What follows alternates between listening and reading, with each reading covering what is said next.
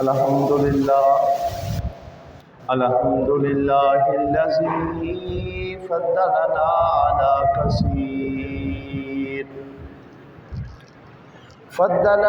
على كثير ممن خلق تفضيلا. أشهد أن لا إله إلا هو شهادة تدخل قائلها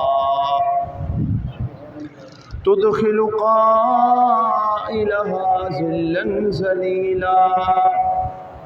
أصلي وأسلم على من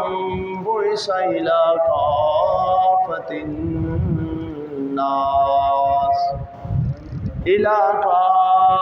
الناس هاديا ودليلا.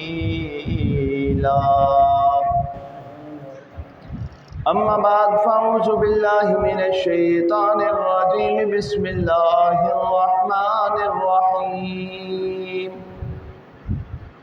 قل إن كنتم تحبون الله فاتبعوني يحببكم الله. صدق الله مولانا العظيم. وقال الله تبارك وتعالى في شأن حبيبه مخبرا وآمرا: إن الله وملائكته يصلون على النبي يا أيها الذين آمنوا صلوا عليه وسلموا تسليما. بابا سے بلند درود پاک. اللهم صل على سيدنا ومولانا محمد وعلى آل سيدنا ومولانا محمد وبارك وسلم وصل عليه. الصلاة والسلام عليك يا سيدي يا رسول الله وعلى آلك وأصحابك يا سيدي يا حبيب الله. الصلاة والسلام عليك يا سيدي يا نبي الله وعلى آلك وأصحابك يا سيدي يا رحمة للعالمين. تمام تر حمد و ثنا اور تعریف و توصیف مالک ارض و سماوات کے لیے، جو خالق کل کائنات بھی ہے اور مالک شش جہات بھی. اللہ جل وعلا کی حمد و ثنا کے بعد حضور نبی اکرم شفیع معظم تاجدار عرب و عجم فخر عرب و عجم شہنشاہ حسینہ ماہ بوما جلوہ صبح ازل نور ذات لم یزل فخر آدم و بنی آدم معصوم آمنہ احمد مجتبیٰ محمد مصطفیٰ صلی اللہ علیہ وسلم کے حریم ناز میں اپنی محبتوں اور عقیدتوں کا خراج پیش کرنے کے بعد واجب الاحترام سامعین ایسی وقار کروڑہا شکر بجا لائیں گے اس رب کائنات کا کہ جس نے ماہ سیام کی یہ مبارک ساعتیں ہمیں نصیب فرمائی. کروڑہا شکر اس رب دو عالم کا جس نے آپ کو اور مجھے انسان تخلیق کیا اور رسول عربی صلی اللہ علیہ وسلم کے امتی ہونے کا شرف عطا کیا.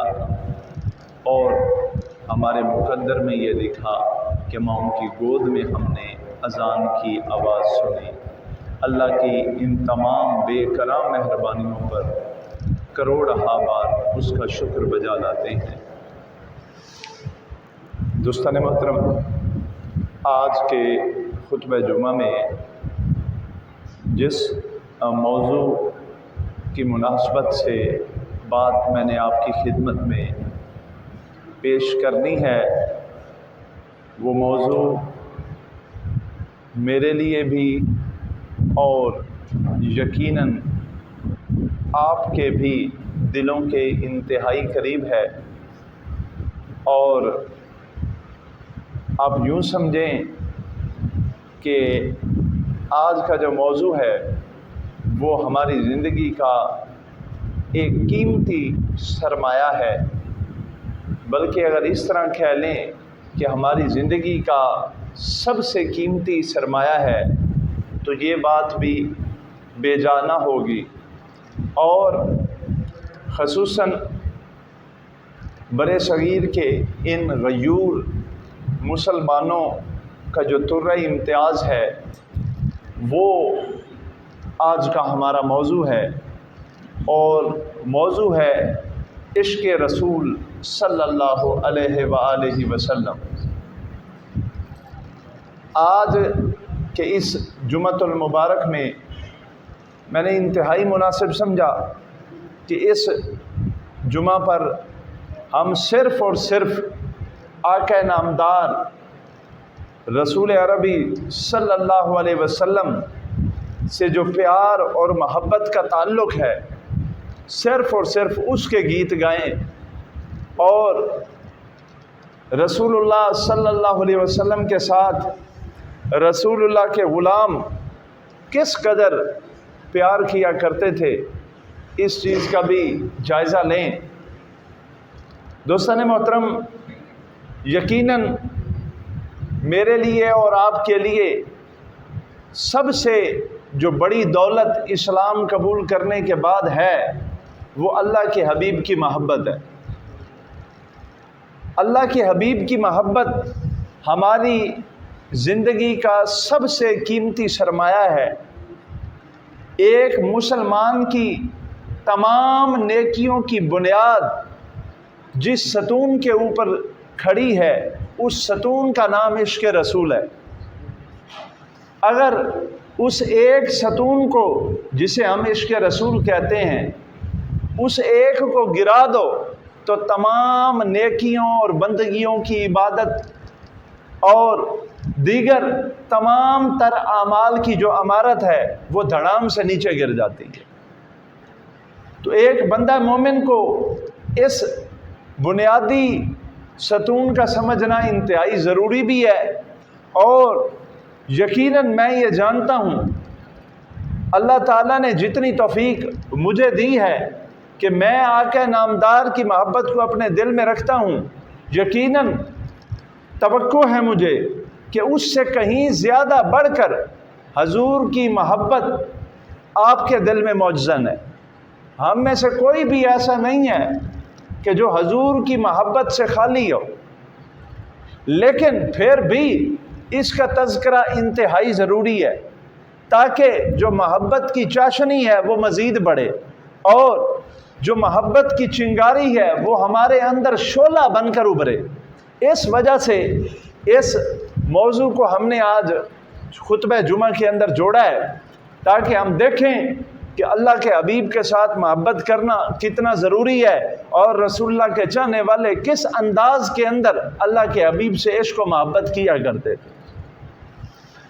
دوستان محترم، سیدی رسول اللہ صلی اللہ علیہ وسلم کا واضح فرمان ہے جو تقریباً احادیث کی تمام کتب کے اندر نقل ہوا، اور آپ بھی بارہا اسے سن چکے ہیں۔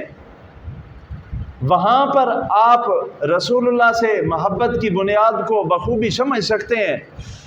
جس میں حضرت سیدنا عمر رضی اللہ تعالی عنہ کے استفسار پر رسول پاک صاحب الاولاق صلی اللہ علیہ وسلم نے واضح طور پر فرمایا کہ لا یؤمن احدکم حتی یکونا لا یؤمن احدکم حتی یکونا، تم میں سے کوئی شخص اس وقت تک مومن نہیں ہو سکتا یہاں تک کہ اس کے آبا یعنی اس کے والدین،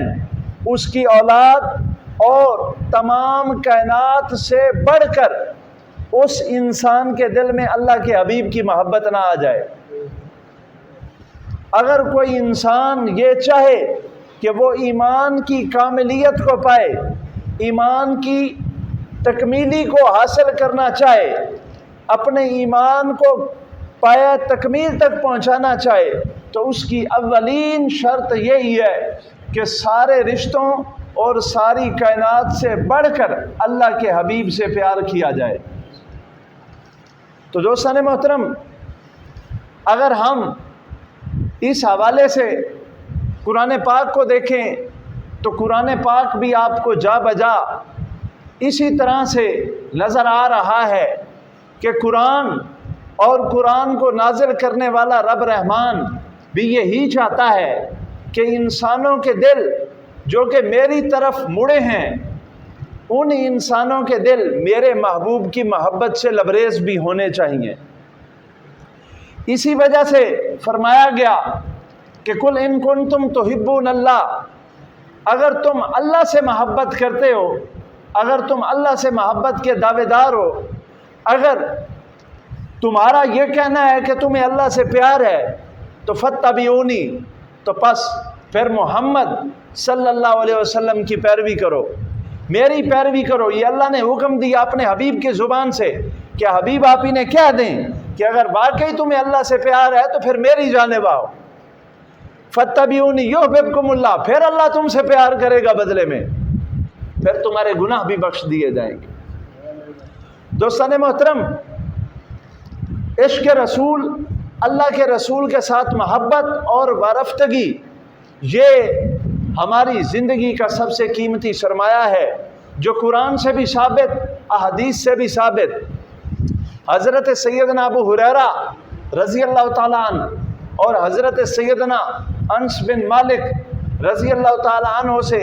روایت ہے، سیاستہ کی کئی احادیث، سیاستہ کی کتابوں کے اندر یہ حدیث کئی مقامات پر نقل کی گئی ہے، جس کے اندر ایک صحابی نبی پاک صاحب الاولاق صلی اللہ علیہ وسلم کی خدمت میں آ کر حاضر ہوا، اور اس صحابی نے آ کر اللہ کے حبیب سے یہ پوچھا کہ اے اللہ کے حبیب، یہ بتائیں کہ قیامت کب آئے گی؟ تو اس صحابی کے پوچھنے پر دوستان محترم، اللہ کے حبیب نے اس اپنے غلام سے سوال پر سوال کیا، اور حضور نے فرمایا اے میرے غلام، تم مجھ سے قیامت کے بارے میں سوال کر رہے ہو کہ قیامت کب آئے گی، تم مجھے یہ بتاؤ کہ قیامت کے لیے تمہارے پاس کیا تیاری ہے،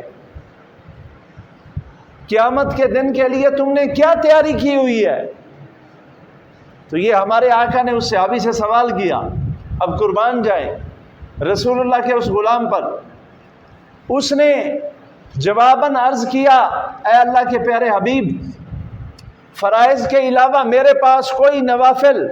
یا کوئی صدقہ خیرات ایسے نہیں ہیں جنہیں میں اللہ کی بارگاہ میں پیش کر سکوں،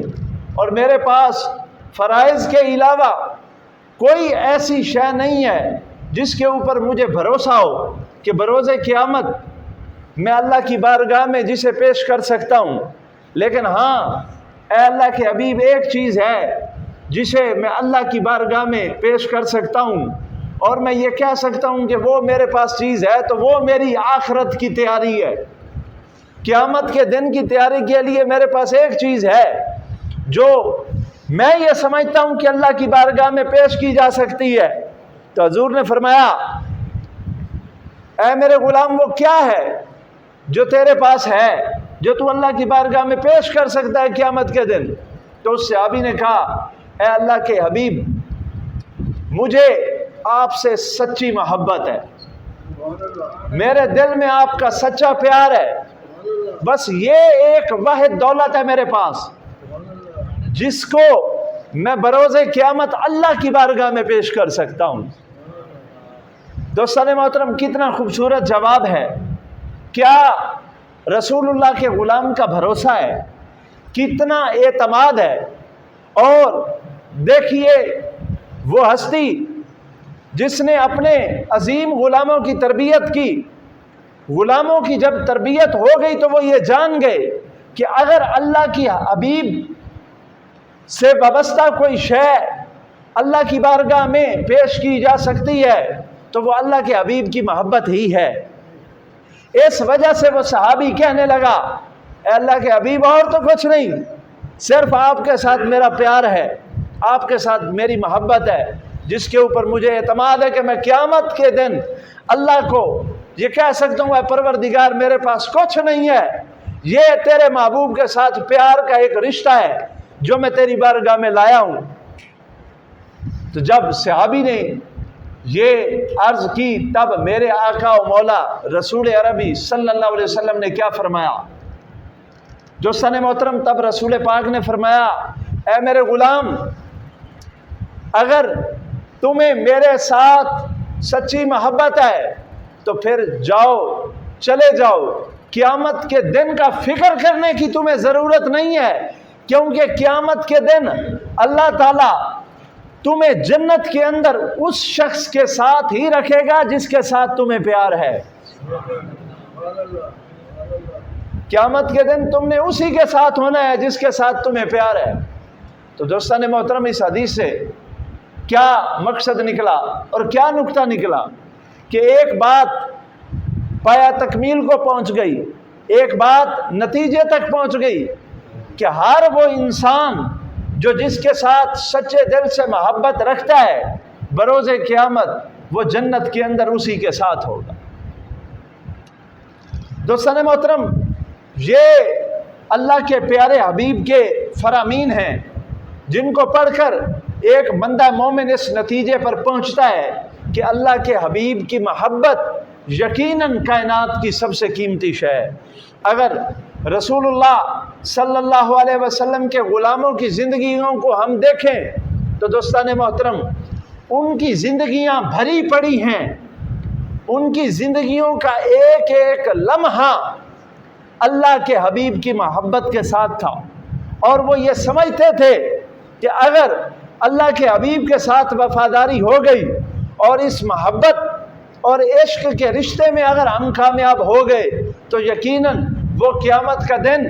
اور وہ اللہ کے سامنے حاضری جس سے ساری کائنات کانپتی ہے، پھر اس دن کی حاضری سے ہمیں کانپنے کی اور اس دن سے ڈرنے کی ضرورت نہیں رہے گی اگر واقعی دل کے اندر اللہ کے حبیب کی سچی محبت سما گئی۔ دوستان محترم، ہمارے آقا و مولا رسول عربی صلی اللہ علیہ وسلم کی ذات کتنی پیاری ذات ہے، کتنی مقدس ذات ہے کہ ہم تو انسان ہیں، ہم تو مسلمان ہیں، ہم نے تو اس پیارے حبیب کا کلمہ پڑھا ہے، ہم تو گوشت پوست کے انسان ہیں، ہم تو روح رکھنے والے انسان ہیں۔ آخر ہمارا جسم، ہماری روح، ہماری آنکھیں، ہمارا دماغ یہ چیزیں کام کرتی ہیں تو ہم اللہ کے حبیب سے محبت کرتے ہیں۔ ہم نے ان کی سیرت، ان کے کردار، ان کے عالی مراتب کو سمجھا تو ہمارے دلوں کے اندر ان کی محبت سماتی گئی۔ لیکن دیکھیے، بخاری شریف اٹھا کر دیکھیں، چاہے مسلم شریف حدیث کی کوئی کتاب اٹھا لیں، رسول اللہ صلی اللہ علیہ وسلم کی یہ حدیث جسے کثیر صحابہ نے نقل فرمایا آپ کو ملے گی۔ مسجد نبوی کا ایک اہم ترین واقعہ جس سے پتہ چلتا ہے کہ محمد عربی کا مقام کیا ہے، جس سے پتہ چلتا ہے کہ محمد عربی کی محبت نہ صرف ذی روح چیزوں کے اندر ہے بلکہ اگر اللہ چاہے تو بے جان چیزوں کے اندر بھی اللہ تعالیٰ اپنے محبوب کی محبت کو سما سکتا ہے۔ دوستان محترم، رسول اللہ صلی اللہ علیہ وسلم مسجد نبوی کے اندر اپنے غلاموں کو خطبہ ارشاد فرمایا کرتے تھے۔ جب آپ خطبہ ارشاد فرماتے تھے مسجد نبوی کے اندر تو وہاں پر ایک لکڑی کا ستون تھا، ایک لکڑی کا درخت کا اوپر والا حصہ کٹا ہوا تھا اور وہ نیچے والا ایک ستون تھا جس کے ساتھ نبی پاک ٹیک لگا کر کھڑے ہو جایا کرتے تھے اور اپنے غلاموں کو خطبہ ارشاد فرمایا کرتے تھے۔ اسے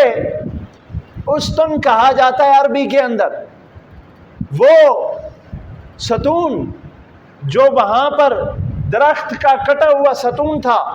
اس کو نبی پاک کے ساتھ صرف اتنی نسبت ہو گئی کہ دوران خطبہ نبی پاک اس سے ٹیک لگا کر کھڑے ہوتے اور اپنے غلاموں کو خطبہ ارشاد فرمایا کرتے تھے۔ چنانچہ رسول پاک شعیب الاولاق صلی اللہ علیہ وسلم جب مسجد نبوی میں تھے تو ایک انصاریہ عورت وہ رسول اللہ کی خدمت میں حاضر ہوئیں اور انہوں نے آ کر یہ عرض کی، اے اللہ کے حبیب، میرا ایک غلام ہے جو بہت اچھا بڑھئی ہے، جو لکڑی کا کام کرنے والا ہے، یعنی کارپینٹر ہے، تو اگر آپ مہربانی فرمائیں تو میں یہ چاہتی ہوں کہ میں آپ کے لیے ایک ممبر بنوا دوں جس کے اوپر آپ تشریف فرما ہو کر استراحت کے ساتھ آرام سے بیٹھ کر خطبہ ارشاد فرمائیں۔ اگر آپ اجازت دیں تو میں آپ کے لیے ممبر بنوا دوں۔ دوستان محترم، ہمارے آقا و مولا رسول عربی نے اپنی اس صحابیہ کو اجازت مرحمت فرما دی، انصاریہ عورت کو اجازت دی کہ اگر آپ ممبر بنوانا چاہیں تو آپ بنوا دیں۔ تو اس صحابیہ عورت نے ہمارے آقا و مولا رسول عربی صلی اللہ علیہ وسلم کے لیے ایک ممبر 3 منزلوں کے اوپر، یعنی 3 سیڑھیوں کے اوپر مشتمل ایک ممبر بنوا دیا۔ جب وہ ممبر بن گیا تو وہ صحابیہ حاضر ہوئی اور کہنے لگی، اللہ کے حبیب، میں نے ممبر بنوا دیا، مہربانی کریں اپنے غلاموں کو بھیجیں اور وہ ممبر اٹھا کر لے آئے۔ چنانچہ دوستان محترم، رسول پاک نے اپنے غلاموں کو بھیجا اور وہ ممبر اٹھانے کے لیے تشریف لے گئے، اور پھر ممبر اٹھایا گیا، ممبر لے آیا گیا۔ جب ممبر مسجد نبوی کے اندر آ گیا تو مسجد نبوی کے اندر ایک جگہ پر ممبر رکھ دیا گیا۔ اب صحابہ فرماتے ہیں جب وہ ممبر مسجد نبوی کے اندر رکھا گیا، رسول پاک صاحب الاولاق صلی اللہ علیہ وسلم جب مسجد نبوی کے اندر تشریف لائے خطبہ ارشاد فرمانے کے لیے، تو آپ گزرے وہ ستون درخت کا جس کو ٹیک لگا کر آپ کھڑے ہوتے تھے، آپ اس کے قریب سے گزرے تو آپ نے اس کے ساتھ سہارا نہ لیا، آپ اس سے آگے گزر گئے اور آپ ممبر کے اوپر جا کر بیٹھ گئے۔ جب آپ ممبر کے اوپر بیٹھے تو اصحاب رسول فرماتے ہیں کہ ہم نے اپنے کانوں سے سنا، ہم کیا دیکھتے ہیں؟ وہ درخت کا کٹا ہوا ستون، وہ کٹا ہوا درخت جس کے ساتھ حضور سہارا لے کر خطبہ ارشاد فرماتے تھے، وہ زارو قطار رونا شروع ہو گیا۔ جی یہ ہے اللہ کے حبیب کے ساتھ محبت۔ اللہ نصیب کرے ایک جانور کو بھی نصیب ہو جائے، ایک کٹے ہوئے درخت کو بھی نصیب ہو جائے، ایک پہاڑ کو بھی نصیب ہو جائے۔ یہ اللہ کے حبیب کی محبت ہے۔ وہ درخت رونا شروع ہوا اور صحابہ فرماتے ہیں کہ ہم نے اس درخت کو دیکھا، وہ کیسے رو رہا تھا؟ فرماتے ہیں جس طرح 10 مہینے کی اونٹنی جس کا بچہ بچھڑ جائے، 10 مہینے کا بچہ، تو وہ اپنے بچے کے بچھڑنے پہ جس طرح چیختی چلاتی اور روتی ہے، ویسی آواز ہمیں اس درخت، کٹے ہوئے درخت سے آنی شروع ہو گئی۔ اس ستون سے ہمیں رونے کی آواز شروع ہوئی، یہاں تک کہ ہم نے دیکھا، ہم حیران ہوئے کہ یہ درخت کیوں رو رہا ہے، کہ اچانک رسول پاک صاحب الاولاق صلی اللہ علیہ وسلم اپنے ممبر سے نیچے اترے اور آپ اس ستون کے پاس گئے اور آپ نے اس ستون کو جو ہے وہ اپنے سینے سے لگا لیا۔ دوستان محترم، یہ میں آپ کو کوئی قصہ کہانی کو من گھڑت داستان نہیں، بلکہ روئے زمین کی قرآن کے بعد سب سے سچی کتاب بخاری شریف کے اندر نبی پاک کے لکھے گئے فرامین، جنہیں نبی کے غلاموں نے اس امت تک پہنچایا،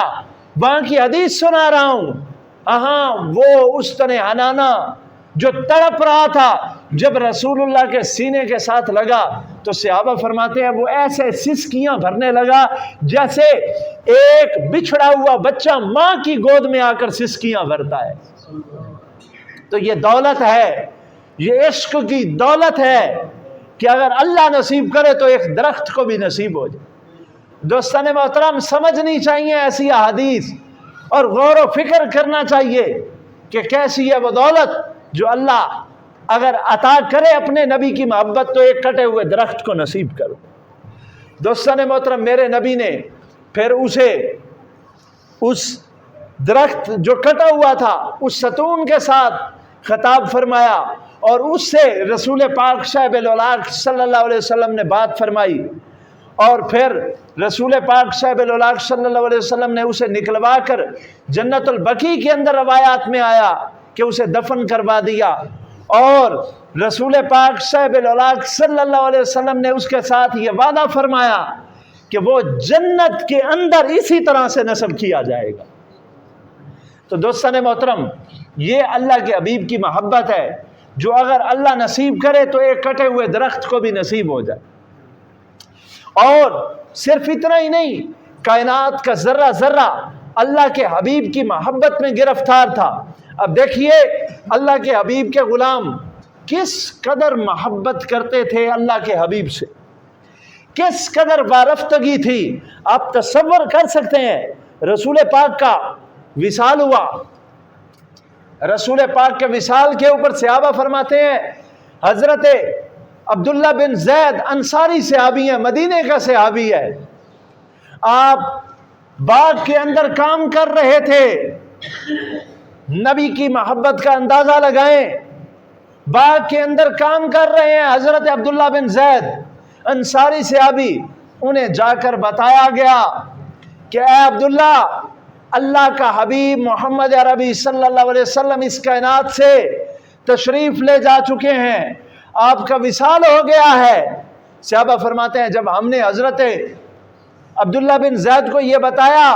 تو وہیں بیٹھے اور کہنے لگے، اے پروردگار، اے میرے پروردگار، میرا محبوب اس کائنات میں نہیں رہا، اب تو میری آنکھیں لے لے، کیونکہ اب کائنات میں محمد صلی اللہ علیہ وسلم کے بعد کوئی ایسی شے نہیں ہے جو ان آنکھوں کو دیکھنے کی ضرورت ہو۔ صحابہ فرماتے ہیں وہیں بیٹھے بیٹھے ان کی آنکھوں کی بینائی چلی اور پھر ساری زندگی کچھ نہیں دیکھا۔ یہ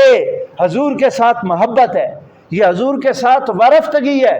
یہ حضور کے ساتھ ان کا ایک تعلق ہے۔ دوستان محترم، یہ ایک دولت ہے جو اللہ جسے چاہے اپنے غلام کو نصیب فرما دے، انسانوں کو چاہے تو انسانوں کو نصیب فرما دے، جانوروں کو بھی حضور کی محبت اگر اللہ چاہے تو نصیب فرما دے، اور اللہ تعالیٰ نے جانوروں کو بھی اپنے حبیب کی محبت عطا فرمائی۔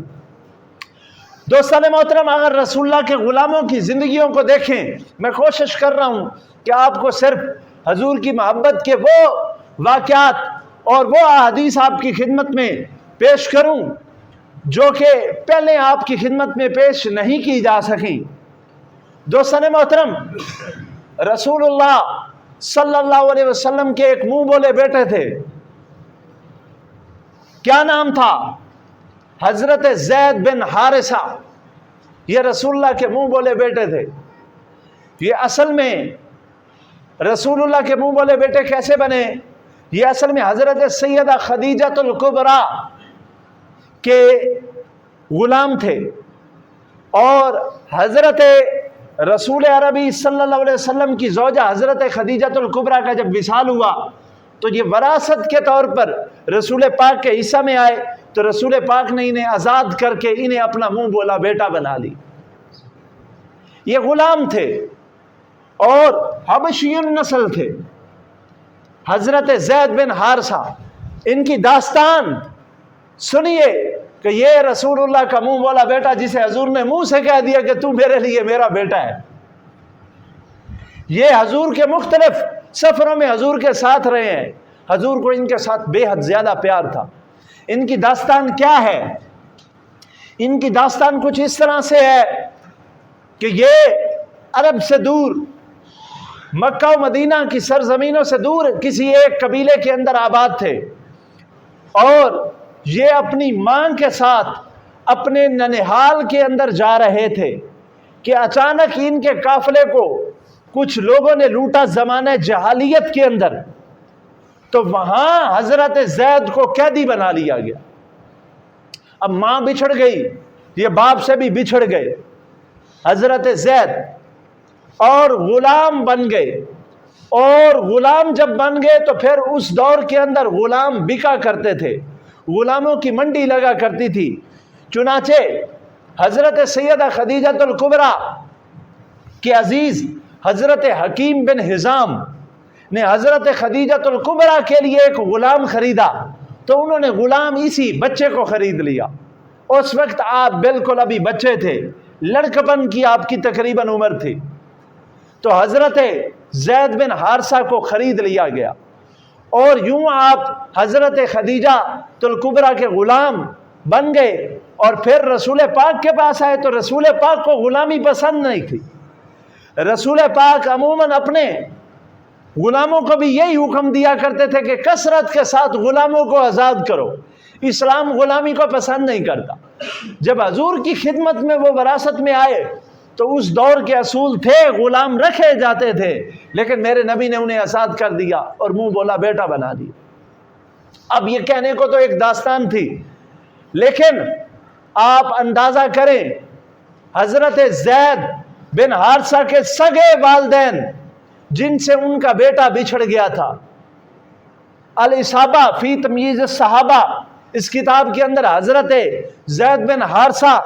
کے مکمل حالات زندگی لکھے گئے، جس کے اندر لکھا گیا کہ حضرت زید بن حارثہ کا والد جو حارثہ تھا وہ اپنے قبیلے کے اندر روتا اور تڑپتا تھا، کیونکہ ان کا بیٹا حضرت زید ہی تھا۔ بیٹا باپ سے بچھڑ گیا تھا، باپ کو کوئی پتہ نہیں تھا میرا بیٹا کہاں ہے، کس حالت کے اندر ہے، زندہ بھی ہے یا ختم ہو گیا ہے۔ دوستان محترم، باپ اپنے قبیلوں کے اندر جا کر روتا اور تڑپتا تھا۔ کئی شاعروں نے ان کے کافی اشعار بھی نقل کیے ہیں کہ وہ رو رو کر لوگوں کو کہتا تھا، ہائے اگر مجھے ساری زندگی اونٹوں کے اوپر دوڑ کر اپنے بیٹے کو ڈھونڈنا پڑے تو میرے اونٹ تھک سکتے ہیں، میری اونٹنیاں تھک سکتی ہیں، لیکن میں اپنے بیٹے کو ڈھونڈتے ہوئے نہیں تھکوں گا۔ یہ حضرت زید کے والد وہ گلیوں میں اس طرح سے اپنے بیٹے کو ڈھونڈتے ہوئے یہ صدائیں لگایا کرتے تھے، اور اپنے بیٹے کے غم میں ہر وقت نڈال رہتے تھے۔ ان کا دن رات اسی غم میں گزرتا تھا کہ مجھ سے میرا بیٹا بچھڑ گیا، اور مجھے یہ پتہ بھی نہیں ہے کہ میرا بیٹا زندہ بھی ہے یا چل بسا۔ چنانچہ ایک عمر تک وہ ہر گلی، ہر محلہ، جنگلوں، بیابانوں اپنے بیٹے کو تلاش کرتے رہے، لیکن انہیں ان کا بیٹا یعنی حضرت زید نہ ملے۔ پھر اسلام آ گیا اور کچھ لوگ حضرت حارثہ کے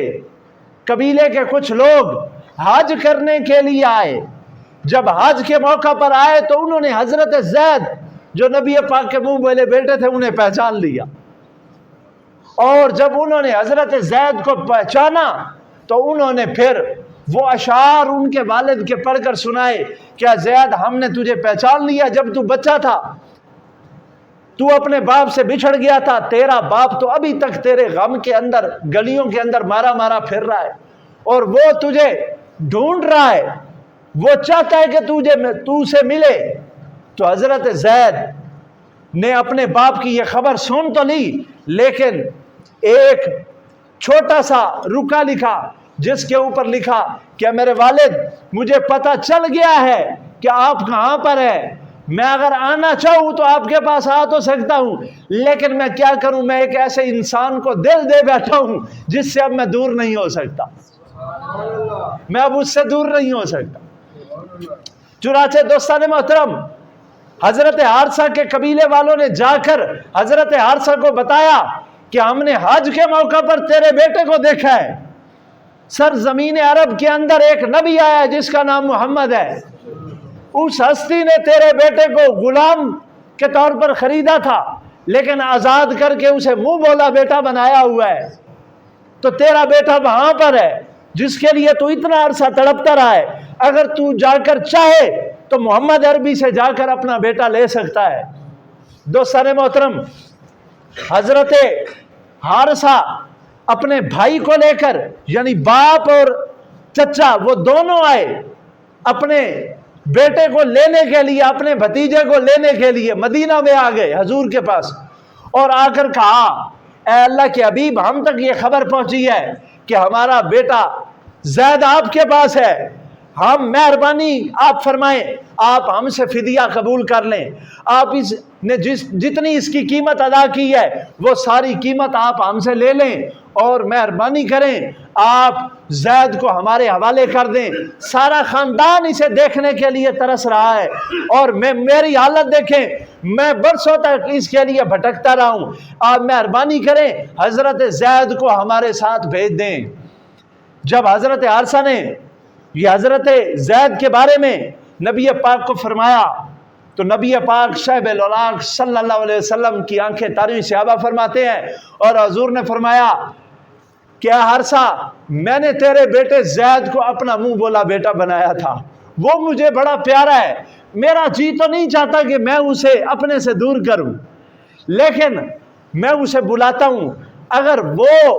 تمہارے ساتھ جانا چاہتا ہے تو تم اسے اپنے پاس لے جاؤ، اپنے قبیلے لے جاؤ،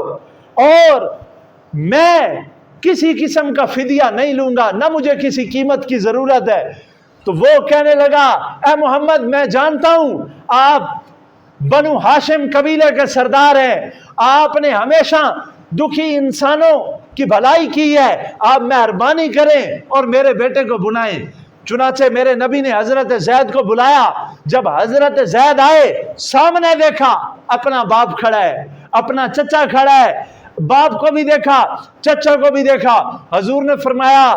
اے زید، کیا تم ان لوگوں کو جانتے ہو؟ تو حضرت زید نے روتے ہوئے کہا اے اللہ کے حبیب، میں جانتا ہوں یہ جو سامنے کھڑا ہے یہ میرا چچا ہے، اور یہ جو ان کے ساتھ کھڑے ہیں یہ میرے والد ہیں، یہ میرا باپ ہے۔ تو حضور نے فرمایا اے زید، یہ تجھے لینے کے لیے آئے ہیں، برسوں تک تیرا باپ تیرے غم میں تڑپا ہے اور یہاں تک پہنچا ہے، اب اگر تو اپنے باپ کے ساتھ جانا چاہتا ہے تو تو اپنے باپ کے ساتھ چلا جا۔ باپ نے بھی کہا ہے میرے بیٹے زید، میں برسوں تیرے لیے تڑپا اور میں یہاں تک پہنچا ہوں، چل، پورا خاندان تیرا انتظار کر رہا ہے، دیکھ تیرا باپ اور تیرا چچا تجھے لینے کے لیے آئے ہیں، تو ہمارے ساتھ چل۔ صحابہ فرماتے ہیں جب حضرت زید کو یہ کہا گیا تو حضرت زید نے صرف اپنے باپ کو یہ کہا اے میرے والد، جتنی آپ کے دل میں میری محبت ہے یقیناً اس سے زیادہ میرے دل میں آپ کے لیے پیار ہے، لیکن اے میرے والد آپ سن لیں، یہ جو ہستی تشریف فرما ہے، اگر ان کے بدلے میں ساری کائنات بھی میرا انتظار کر رہی ہو، اس محمد عربی کے قدموں کو چھوڑ کر میں آپ کے ساتھ بھی نہیں جاؤں گا، نہیں جاؤں گا۔ جب رسول پاک نے حضرت زید کے یہ الفاظ سنے تو حضور حضرت زید کے ساتھ لپٹ کر رونے لگے، اور اس غلام نے فرمایا یا رسول اللہ، ساری کائنات بھی میرے انتظار میں کھڑی ہو تو پھر بھی میں آپ کے قدموں کو چھوڑ کر نہیں جا سکتا، میں آپ کو چھوڑ کر نہیں جاؤں گا۔ جب یہ منظر دیکھا تو حضرت زید کے والد حضرت حارثہ تڑپ کر رو پڑے اور کہنے لگے یا رسول اللہ، یہ میرا بھی بیٹا ہے لیکن میں نے دیکھ لیا ہے اس کی جو وارفتگی اور جو چاہت آپ کے ساتھ ہے وہ ہمارے لیے نہیں ہے، یا رسول اللہ اب اگر میں اسے آپ سے دور کروں گا تو یقیناً میں برا کروں گا، اے اللہ کے حبیب زید میں نے ہمیشہ کے لیے آپ کو دیا۔ دوستان محترم، یہ ہے اللہ کے حبیب کا عشق کہ اللہ کے حبیب کے غلاموں نے اپنے سگے ماں باپ کو بھی حضور کی محبت کے لیے چھوڑ دیا۔ دوستان محترم، حضور کی محبت سے بڑی دولت ہمارے پاس کوئی نہیں ہے،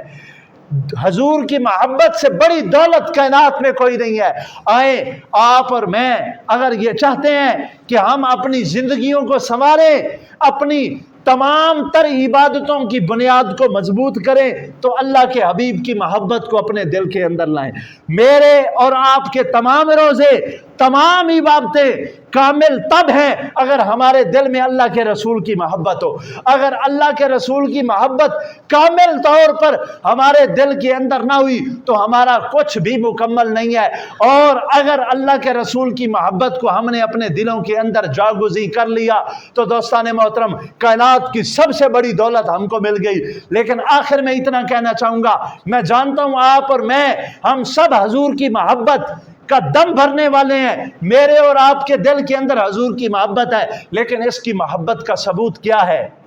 ہر محبت کا کوئی ثبوت ہوتا ہے. اگر آپ کو اور مجھے اللہ کے رسول سے پیار ہے تو اس کا ثبوت یہ دینا ہوگا کہ نبی کے فرمان کے اوپر ہم نے اپنے آپ کو بچھا دینا ہے، نبی کے فرمان کے اوپر ہم نے اپنے آپ کو قربان کر دینا ہے. اگر اللہ کے حبیب کا یہ فرمان ہے کہ جس نے نماز کو چھوڑا وہ ہم میں سے نہیں ہے، اور کفر اور اسلام کے درمیان فرق کرنے والی شے نماز ہے. نبی کا فرمان ہے کہ 5 وقت کی نماز ہو، تو حی علی الصلاۃ سنے، حی علی الفلاح سنے، تو پھر کہے اللہ کا بھی فرمان ہے، اللہ کے محبوب کا بھی فرمان ہے، اور جس ہستی سے ہم عشق کرتے ہیں یہ اس کا بھی حکم ہے، لہذا سارے کام چھوڑ کے مسجد کی جانب آئے. دوستان محترم، ہمارا عمل یہ ثابت کرے گا کہ ہمارے دل میں کتنی اللہ کے حبیب کے ساتھ محبت ہے. ہاں، اللہ کے